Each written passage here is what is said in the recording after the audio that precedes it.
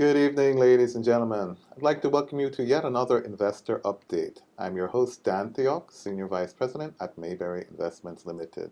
Joining me today is one of our very own investment advisors, Asha Smelly.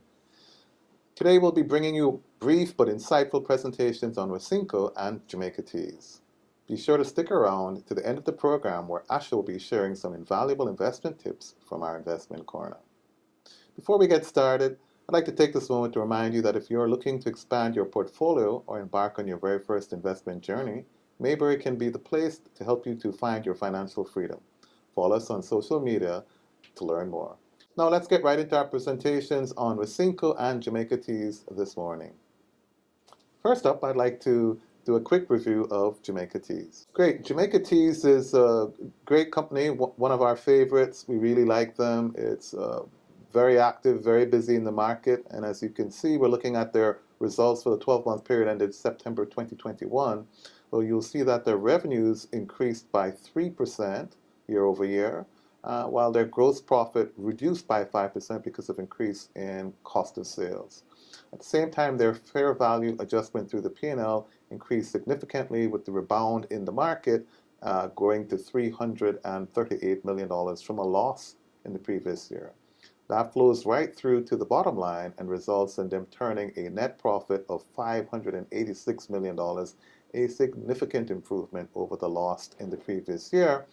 And when you make the adjustments for minority interest, you can see the profit attributable to shareholders is $393 million for the year ended 2021, compared to only $222.4 million for the previous year. So in summary, we see them growing their results primarily on the back of the performance of its associate QWI and the fair value adjustments through the P&L. And it's one of the reasons why we really like Jamaica Teas. It's more than just a manufacturing company. They actually have an investment arm in the form of QWI, which went public in 2019. They've got the manufacturing business, they've got the grocery stores, and so it's a pretty well diversified group. They're into construction and development. And we really like the work that John LaFood and John Jackson together are doing between the two companies.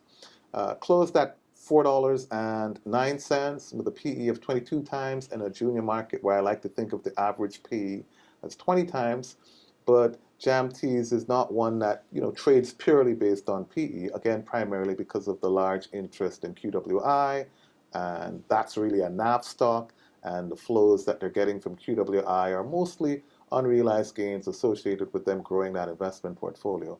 But they've done a pretty good job growing that portfolio in the last year from $1.5 billion to $2.1 billion.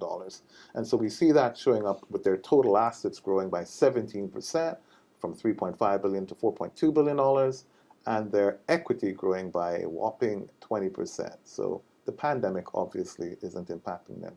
We want to take a look at how the quarterly performances have been over the last 2 years or so.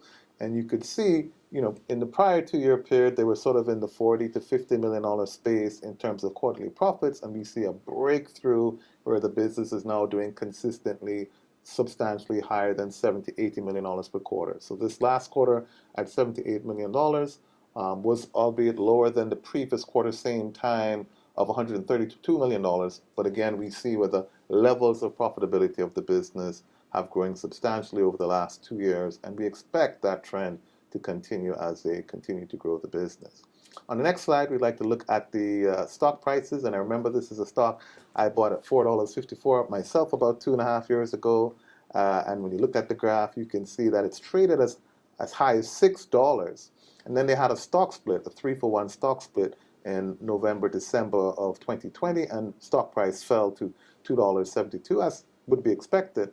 But since then, it has traded right back up to in the $4 space. So this has been a great performing stock for anybody who's had this in their portfolio for the last 2-3 years.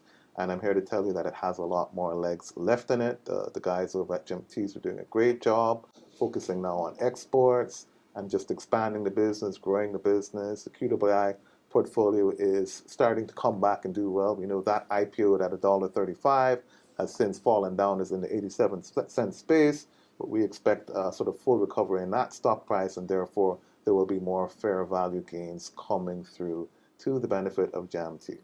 So that's my view on JAMTs. Let me get Asha's views. Asha, what do you think about JAMT? Thanks, Dan. So my thoughts on JAMT. So we are seeing where they are increasing their revenue stream. They have added real estate to their portfolios with Violet's View coming on stream, as well as a new development of Belvedere that is expected to come out this year. They also have been in discussion to do a spin-off of their manufacturing arm, Caribbean Dreams. So we're expecting that in the latter part of the year. So it looks very bright for investors who would want to put some funds into JAMT. I couldn't agree more. And we've had John as a guest on the program in the past, and it's clear to us that they're very good at growing the business, keeping good corporate actions going. So we see them acquiring 100% of Bay City. We see them doing an IPO. We see them, very busy with the company, and so we look forward to the manufacturing to come. They're great at doing construction projects that they can get done in an 18 to 24-month period. And John was very clear that he doesn't typically go long into real estate projects, so we expect that that should be a project that they could complete by next year, and we'll see the benefit from that in terms of the gains on the flipping of that development. So it's a great company, pretty diversified for a small group, and certainly a good one to have in your portfolio. Okay, moving on. All right, thanks, Van. So WISYNCO Group Limited would have published their 6 months report last week, and for the period ended December 2021. On screen, you should be seeing where the company has recorded revenues of $18.7 billion for the 6 month period, their operating profit as well as $2.3 billion, and net profits of $2.13 billion, which is pretty impressive. If you look at, or if you isolate the last quarter from October to December, they published record results. Revenue grew to 9.4 billion, which was an increase year over year and the highest in their history. You would see that flowing then to the bottom line, to profits, where you are seeing that 38% increase in profitability comparatively to the prior period. One of the line items that I like to look at is their operating profit. We're seeing where their profit margin increased by 33%. And that is saying to me that the company's core business is actually performing the way in which it is supposed to perform. Another driver of their increased revenues would be their export sales, up by 103%. Their export markets include the United Kingdom as well as the United States, where they primarily export bigger soft drinks.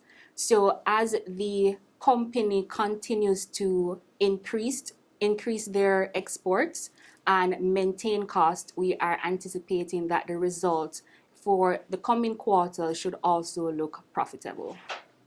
Taking a look at their current price, we are seeing where it closed at $19.83 with a PE of 20.48 times. Comparatively to the main market PE of 14.9 times, you could say that based on the PE ratio, the company may be trading at a premium. However, based on investor sentiment and the prospects of greater profitability, persons are optimistic that the company's profitability will increase as time progresses. All right, so looking at the company's quarterly profit movement over a 2-year time span, we are seeing where WISYNCO's profitability has increased consistently. Comparatively to Q1 2022, you are seeing where for Q2, the company realized $1.1 billion in profit, comparable to $967 million the prior quarter. This is attributable to the rebounding of major industries, namely the tourism sector, resurgence of entertainment, and we are expecting that as the time progresses with schools reopening in January, the entertainment sector starting to open more. We are seeing where the government has indicated that they are considering hosting events and we are expecting that WISYNCO's brand of products or portfolio of products will be distributed throughout. Taking a look at the company's stock price movement since 2019, we are seeing where the stock traded at a high of around $24 in 2019. On the onset of the pandemic, the stock price fell, and that was expected due to the company's line of business. You are seeing where they have traded firmly since 2020 up to the latter part of 2021, and then we are seeing an uptick in the stock price thereafter based on the favorable results that WISYNCO has published. To note, the company has indicated that they will be launching new products under their water brand with their partnerships with True Milk as well as JP Snacks, which has the St. Mary's Banana Chips line of products. They are expected to launch new products there. There also will be increasing investments in new machinery. It may not be published on the slide, but if we just take a look at the company's balance sheet, they have a high cash chest of about $8.9 billion. And while the company has noted that based on uncertainties that was a result of the pandemic, they want to keep a reserve pool of funds, as well as to utilize that cash position to capitalize on other opportunities. WISYNCO distributes a lot of brands that we all know and love, namely Nestle, Sprite, Coca-Cola, Mott's, Welch's. So with the company's available cash, we are anticipating that they may use that to also increase their portfolio of products. And just to end on a positive note, WISYNCO has noted that they are opening their new distribution center in Trelawney, which will service their Northwestern clients. That is expected to come on stream in March, the latter part of March, early April. Once that is operational, we will be seeing a more efficient distribution network for WISYNCO, where they will be able to service their Northern region clients more effectively.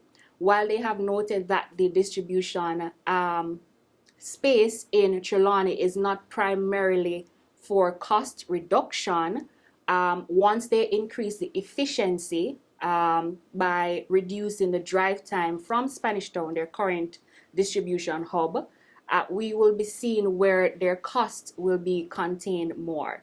For example, if the company has a hotel in the North Coast that they have to service, instead of driving from Spanish Town, which is a 6-hour drive, considering toll, gas expenditure, etc., shipping it from or transporting it from Trelawney will reduce the time and provide efficiency, and also we are estimating that revenues will also increase in that regard. So all in all, WISYNCO is a good company poised for growth with a good cash balance that they can tap for further investments. So it's one to look forward to as the time progresses. Thanks, Asha. Thanks. I couldn't agree with you more, and I definitely expect to see the profitability growing. We like the last 4 quarters where you see the profits increasing quarter over quarter consistently. I expect them to grow into their PE ratio over the next 6 to 9 months, and I think with that war chest, there's an acquisition that's likely to be announced within the next 12 months. I know William and Andrew very well. I have no doubt William's not going to sit down on that money and not either pay good dividends or go out and acquire a particular business. So William, call me if you need help with that acquisition.